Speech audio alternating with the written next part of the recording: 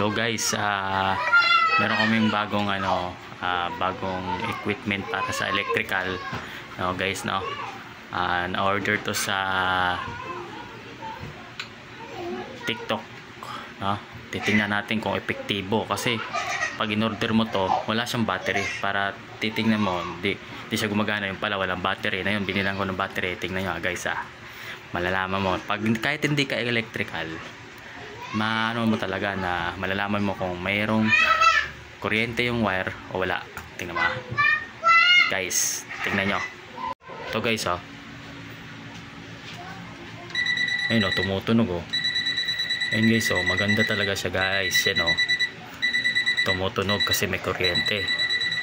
Ito tumutunog rin, pero yung isa tumutunog rin. Wala na. Ayan, tumutunog guys, tumutunog. Kahit saan mo ilagay yan, tutunog guys. Tumutunog guys. Epektibo talaga guys. Epektibo. Kaya ito yung masabi ko, bili na kayo nito.